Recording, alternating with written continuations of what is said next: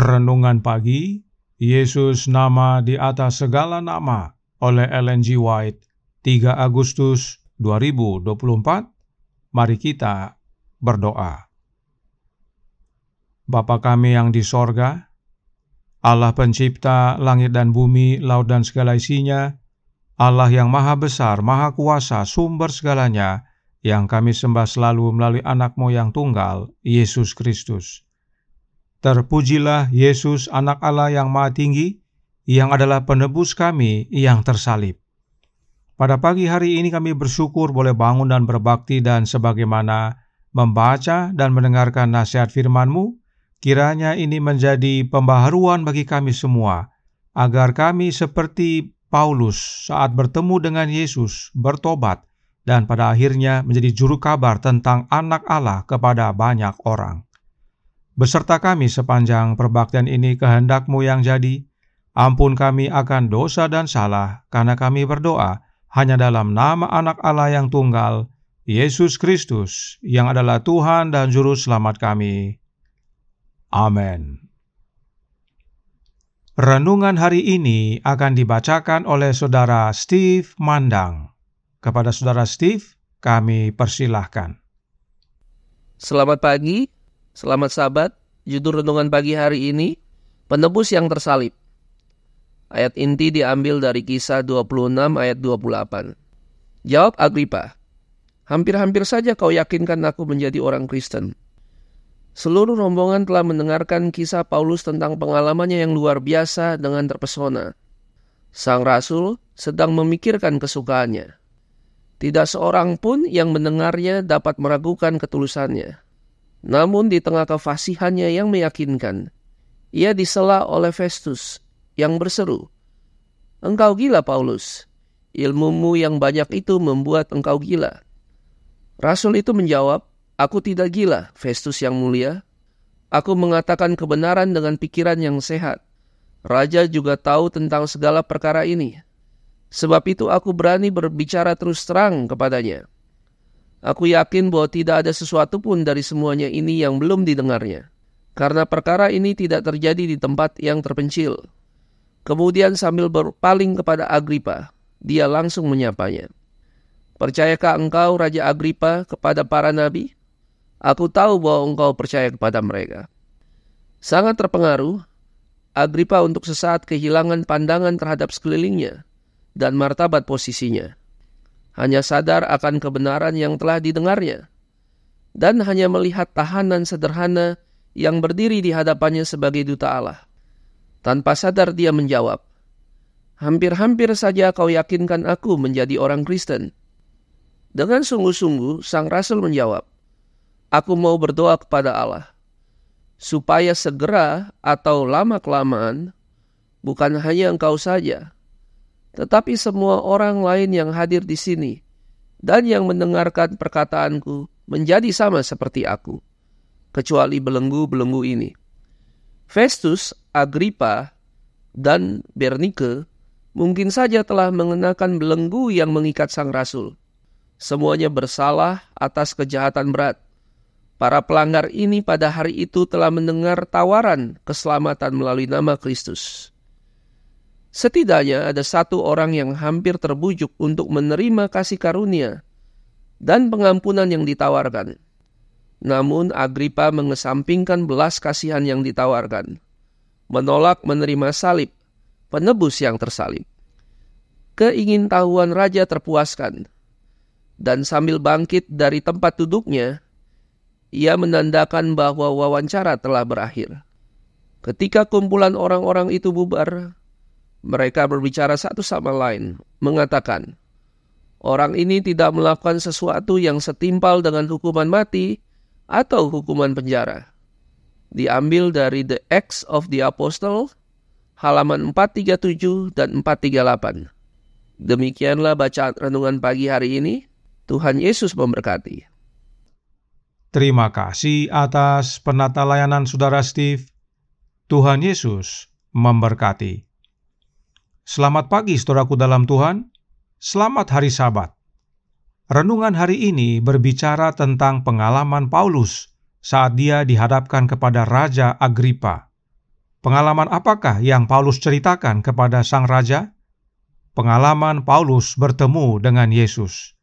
Mari kita baca ayat berikut ini yang terdapat dalam Kisah 9 ayat 5 yang berbunyi, "Jawab Saulus, 'Siapakah engkau, Tuhan?' Katanya, 'Akulah Yesus yang kau aniaya itu.'" Yang ditandai warna biru dalam layar tidak diterjemahkan ke dalam bahasa Indonesia, tetapi dalam Kisah 26 ayat 14 diterjemahkan menjadi, "Sukar bagimu menendang kegalah rangsang." Tentang ayat ini, Roh Nubuat berkata dalam The Youth Instructor tanggal 8 September tahun 1898 paragraf 12. Setelah kenaikannya, Kristus menyatakan diri kepada Paulus. Ketika Paulus melihat kemuliaan wajah Juru Selamat, itu lebih dari yang bisa dia tahan.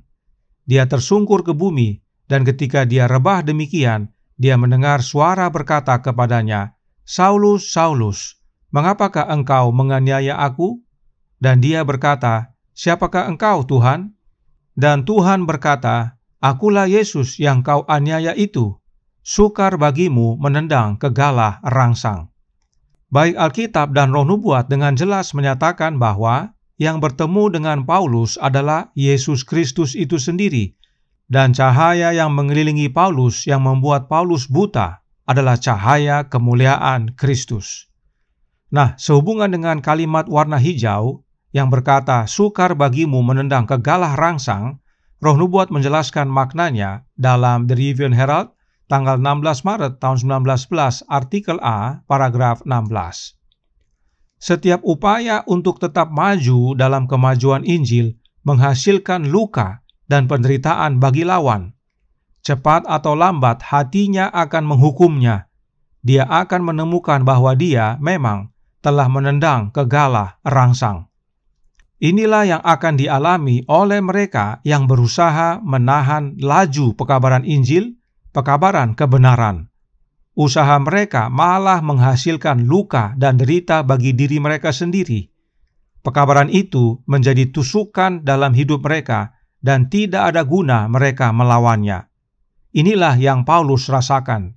Dia coba lawan, tapi dia semakin tertusuk.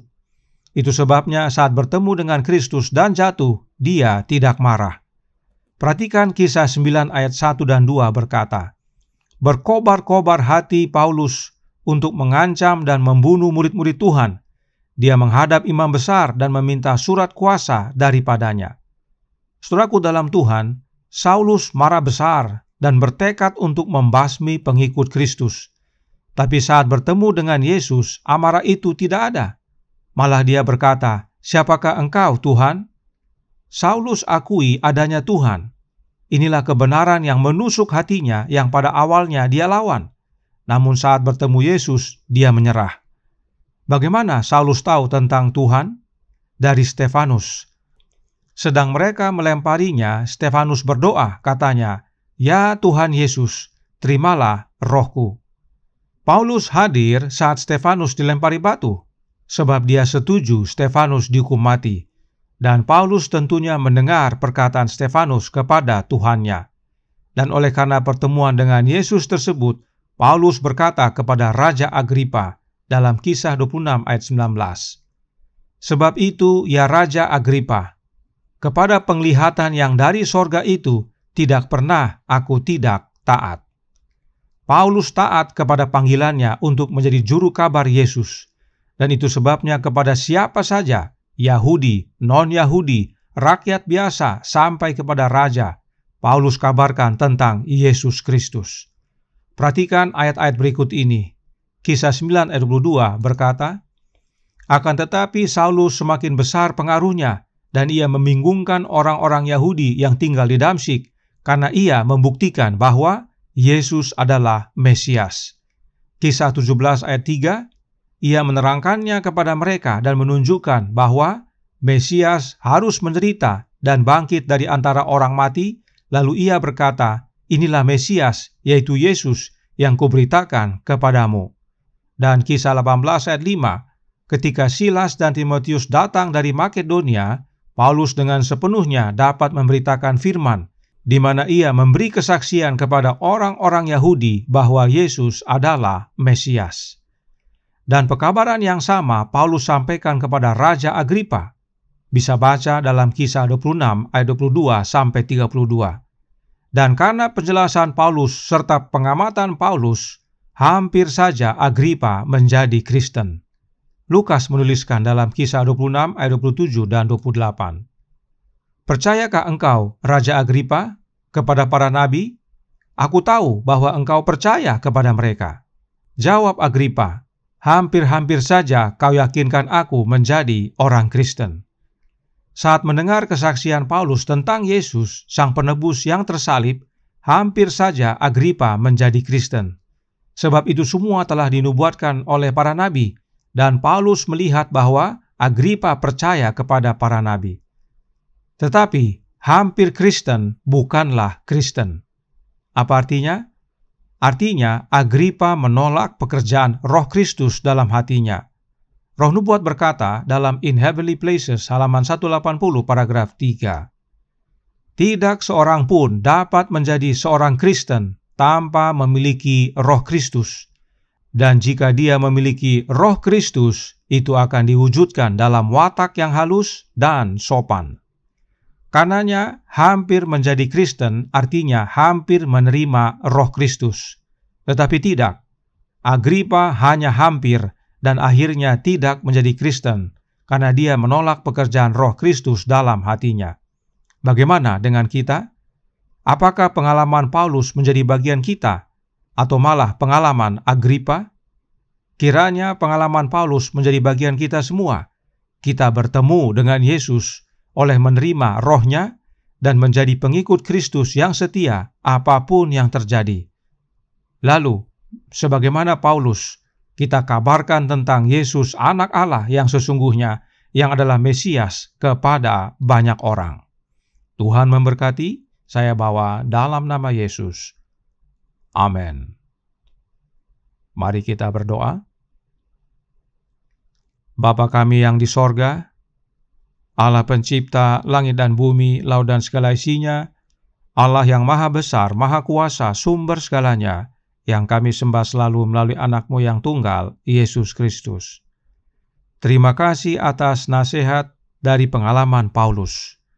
Kami pun seringkali menendang kegalah rangsang, dan itu membuat kami semakin luka dan luka sebab kami melawan kebenaran yang sejati.